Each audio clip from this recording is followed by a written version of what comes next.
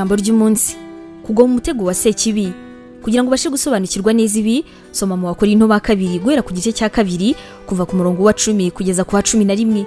Buri munsi mu buzima bwacu, ikintu cya mbere Satani aba agamije ni ukudutandukanya n'Imana umuremyi wacu, kudutandukanya n'urukundo rw'Imana yacu. Niba ashobora gutuma wita ku byo ukeneye hano mu isi, ntabwo uzaba ukibashije kubona ubuhangange bw'Imana yawe. Aha rero birumvikana uzaba waguye mu mutego we. Mu ngero nyinshi dusanga muri Bibiliya, abantu bari intungane bagiye bacumura kubera kugwa mu mutego wa Satani. Mu ntangiriro tubona yuko Eva atigeze agira ubushobozi bwo kubasha kureba iby'Imana yamuhaye kandi byinshi cyane, ahubwo we yikurikiriye urubuto. Yewe uretse na Eva n'abantu bahawe umugisha mwinshi cyane w'Imana, nabo bashobora kugwa mu mutego wa Satani. Umwami Dawidi yuriye hejuru y'inzu arangije abona umugore wambaye ubusa mwiza arimo aroga. Iki gikorwa cyonyine cyahinduye byinshi cyane mu byakurikiyeho mu buzima bwose bwa Dawidi. Akanya gatoya cyane akuye amaso ku Uwiteka byatumye Dawidi akora amakosa akomeye mu buzima bwe bwose bwakurikiyeho. Buri gihe Satani akora ubutaruhuka ngo akunda akoresha hari imbaraga nke zacu mu kudutandukanya n'Imana. Ariko kubera yuko wacunguwe n'amaraso ya Yesu wazutse akava mu bapfuye, rwose Satani nta kabuza wabasha kumutsinda. Buri gihe cyose wumva ushaka gushukwa, ibaza uti ese ibi ngibi nta kintu bizangiza ku mubano wanjye n'Imana?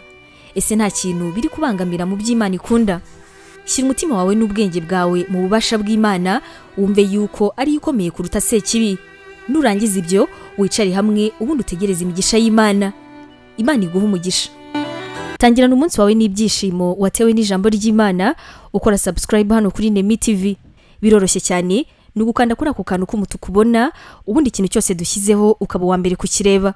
Ntugacikwe n'ijambo ry'Imana tukugezaho umunsi ku munsi, komeza ubane natwe.